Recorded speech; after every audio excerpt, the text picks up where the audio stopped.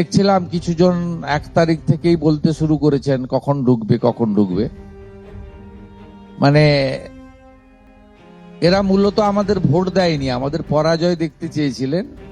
খুব কষ্ট হচ্ছে ওদের, কিন্তু আমরা সরকারি টাকা নয়ছয় করতে দেব না। অন্নপূর্ণা যোজনার মাসিক ৩,০০০ টাকা কারা পাবেন আর কারাই বা এই প্রকল্পের সুবিধা থেকে বাদ পড়বেন তা নিয়ে বুধবার নবান্নে সাংবাদিক বৈঠকে বিস্তারিত জানালেন মুখ্যমন্ত্রী শুভেন্দু অধিকারী। ইতিমধ্যেই আবেদনপত্রের ঝাড়াই বাছাই এবং যাচাইয়ের কাজ প্রায় শেষ পর্যায়ে। সরকারি নিয়ম অনুযায়ী যোগ্য উপভোক্তাদের চূড়ান্ত তালিকা তৈরি করা হচ্ছে। মুখ্যমন্ত্রীর ঘোষণা অনুযায়ী আগামী 17 তারিখ থেকেই যোগ্য উপভোক্তাদের ব্যাংক অ্যাকাউন্টে অন্নপূর্ণা যোজনার টাকা পাঠানোর প্রক্রিয়া শুরু হবে। ফলে কারা এই মাসিক ৩,০০০ টাকার সুবিধা পাবেন এবং কারা বাদ পড়বেন জেনে নিন বিস্তারিত। এসওপি দেয়, তার ভিত্তিতেই ভেরিফিকেশন হয়েছে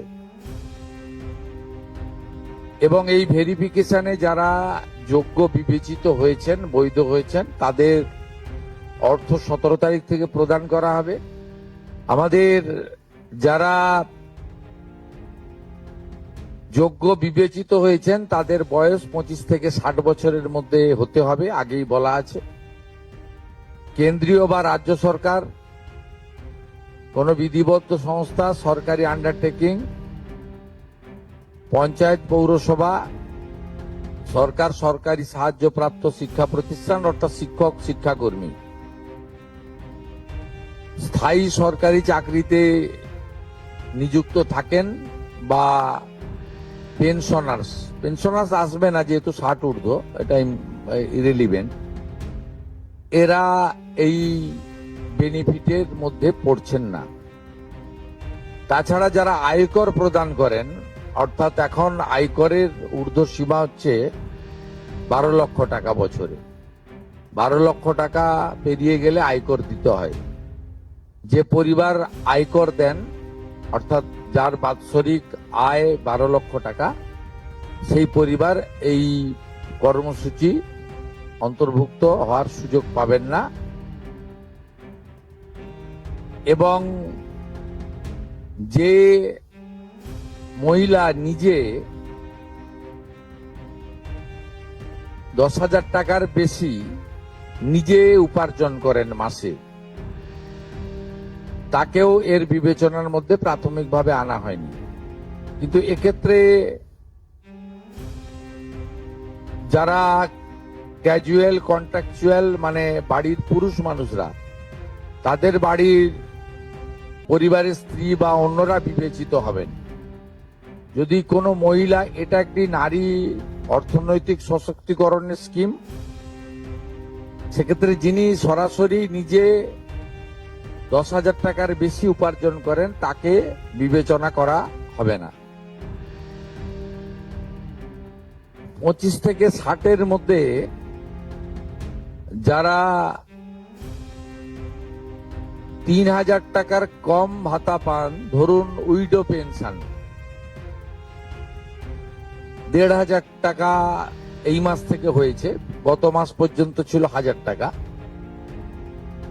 তাদেরকে হায়ারটা দেওয়া হচ্ছে, 3,000 টাকাটাই দেওয়া হচ্ছে অন্নপূর্ণা যোজনাতে। এই ধরনের যত স্কিম 25 থেকে 60 মহিলাদের রয়েছে, যারা 3,000 টাকার কম পান বিভিন্ন ভাতা, তাদেরকে 3,000 টাকার অন্নপূর্ণা যোজনার ভাতাটাই দেওয়া হচ্ছে। এক্ষেত্রে দুটি ক্ষেত্রে আমরা শিথিল করছি। একটা হচ্ছে দিব্যাঙ্গ ভাতা যারা পান, তারা দুটো ভাতাই পাবেন। তারা দিব্যাঙ্গ ভাতা, যেটা আগস্ট মাস থেকে 1,500 হয়ে যাবে, সেটাও পাবেন। অন্নপূর্ণা যোজনা 3,000ও পাবেন, শুধুমাত্র ফিজিক্যালি চ্যালেঞ্জদের ক্ষেত্রে আর পিএম কিষাণ সম্মান নিধির ক্ষেত্রে। এই দুটি ক্ষেত্রে আমরা এটাকে শিথিল রাখছি। এছাড়াও এর আগে যেটা অনেক মহিলার নাম বাদ চলে গেছিল, 3 কক্ষ বিশিষ্ট বাড়ি, এটা গ্রামের ক্ষেত্রে এক্সাম্পট করে দেওয়া হয়েছে। গ্রামের ক্ষেত্রে কোনো বাড়ির সংখ্যা রাখা হয়নি, শিথিল করে দেওয়া হয়েছে। অর্থাৎ গ্রামীণ এলাকার মহিলারা এবারে আরো বেশি সংখ্যায় সুযোগ পাবেন।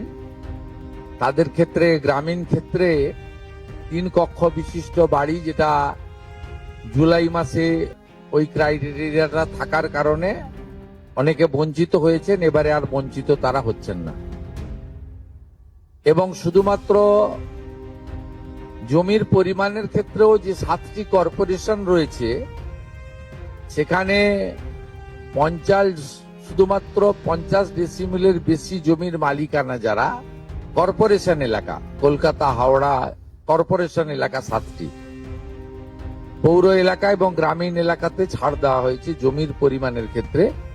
এর ফলেও আরো অধিক সংখ্যক মহিলা, গ্রামীণ মহিলারা বিশেষ করে এবারে আপনার অর্থ পাওয়ার ক্ষেত্রে সুযোগ পাবেন। ফলো করুন পাবলিক মিডিয়া।